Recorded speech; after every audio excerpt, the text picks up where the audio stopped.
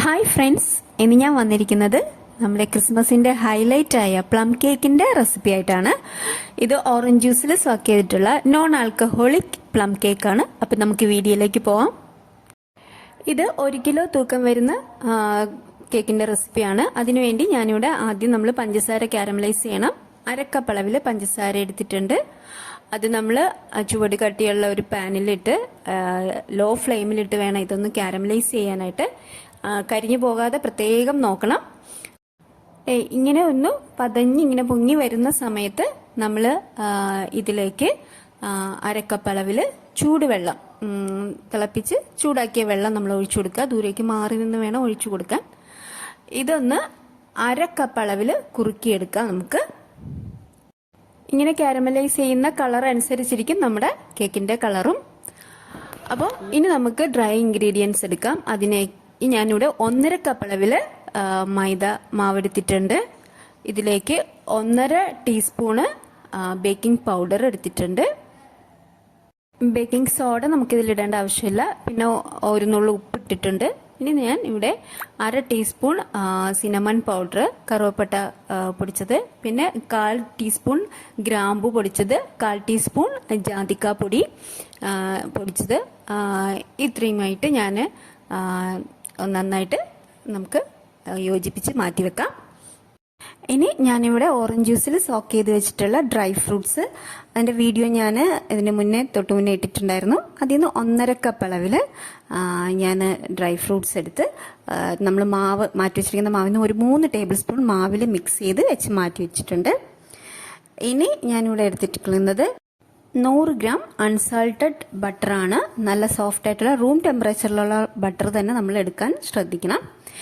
ഇത് നന്നായിട്ടൊന്ന് ബീറ്റ് ചെയ്യുക. നല്ല സോഫ്റ്റ് സ്റ്റിഫ് ആയിട്ട് നമ്മൾ ബീറ്റ് ചെയ്തെടുക്കുക. ഇതിലേക്ക് ഞാൻ 1 കപ്പ് അളവിൽ പൊടിച്ച പഞ്ചസാരയാണ് ചേർക്കുന്നത്. ഈ പൊടിച്ച പഞ്ചസാരയും ബട്ടറും കൂടി ചേർത്ത് നല്ല രീതിയിൽ ബീറ്റ് ചെയ്തതിന് ശേഷം ഇതിലേക്ക് 3 കോഴിമുട്ട, റൂം ടെമ്പറേച്ചറിലുള്ള കോഴിമുട്ട എടുക്കാം. ഇത് ഓരോന്നായിട്ട് തന്നെ ബീറ്റ് ചെയ്തെടുക്കണം. ഇതിലേക്ക് 1 ടീസ്പൂൺ അളവിൽ വാനില എസൻസും 1/2 ടീസ്പൂൺ അളവിൽ പൈനാപ്പിൾ എസൻസും 1/4 ടീസ്പൂൺ അളവിൽ പ്ലം എസൻസും ചേർത്ത് കൊടുത്തിട്ടുണ്ട്. നിങ്ങൾക്ക് വേണമെങ്കിൽ ഓറഞ്ച് എസൻസും കൂടി ചേർക്കാം. ഞാനിതിൽ ഓറഞ്ചിൻ്റെ തൊലി ഗ്രേറ്റ് ചെയ്തിട്ട് കൊടുത്തിട്ടുണ്ട് 1 ടീസ്പൂണ്. അത് സ്കിപ്പായി പോയതാണ്. അപ്പം ഇതെല്ലാം കൂടി മിക്സായി വന്നതിന് ശേഷം ഇനി ഇതിലേക്ക് ഞാൻ 1 ടേബിൾ സ്പൂൺ അളവിൽ ബൂസ്റ്റ് പൊടിയാണ് ഇട്ട് കൊടുക്കുന്നത്. അതൊരു സെപ്പറേറ്റ് ഒരു നല്ലൊരു ടേസ്റ്റ്, ഒരു നല്ലൊരു ഫ്ലേവർ കിട്ടും. ഇതിലേക്ക് നമ്മൾ നേരത്തെ തണുക്കാനായിട്ട് മാറ്റി വെച്ചിരിക്കുന്ന ഷുഗർ കാരമലൈസ് ചെയ്ത് വെച്ചിരിക്കുന്നത് നമുക്ക് ഒഴിച്ചു കൊടുത്ത് നമുക്ക് ജസ്റ്റ് ഒന്ന് ബീറ്റ് ചെയ്തെടുക്കുക. അതൊന്ന് മിക്സായി കിട്ടിയാൽ മാത്രം മതി. ഒത്തിരി ബീറ്റ് ചെയ്യേണ്ട കാര്യമല്ല. ഇത് ജസ്റ്റ് ഒന്ന് ബീറ്റ് ചെയ്തതിന് ശേഷം പിന്നെ നമ്മൾ മാറ്റി വെച്ചിരിക്കുന്ന ഡ്രൈ ഫ്രൂട്ട്സും പിന്നെ നമ്മൾ ഡ്രൈ ഇൻഗ്രീഡിയൻസ് അതും കുറേശ്ശെ നമ്മൾ ചേർത്ത് ഒന്നുകിൽ സ്പാച്ചുല വെച്ച് നമുക്ക് കട്ട് ആൻഡ് ഫോൾഡ് ചെയ്യാം, ഇല്ലെങ്കിൽ ലോ സ്പീഡിൽ നമുക്ക് ജസ്റ്റ് ഒന്ന് ബീറ്റ് ചെയ്തെടുക്കാം. ഓവർ മിക്സിങ് പാടില്ല. ഇതിനായിട്ട് ഞാനിനി 7 ഇഞ്ച് കേക്ക് ടിന്നാണ് എടുത്തിട്ടുള്ളത്.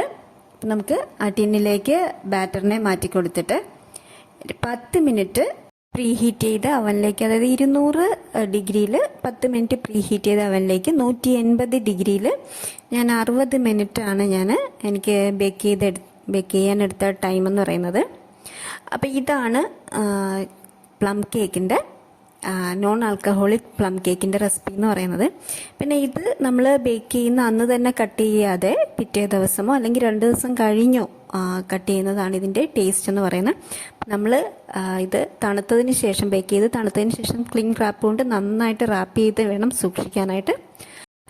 അപ്പോൾ എൻ്റെ കൂട്ടുകാർക്ക് റെസിപ്പി ഇഷ്ടമായെങ്കിൽ ഫീഡ്ബാക്ക് അറിയിക്കണം. എല്ലാവരും ഇത് ട്രൈ ചെയ്യണം. അപ്പോൾ അടുത്ത വീഡിയോയുമായിട്ട് ഉടനെ കാണാം.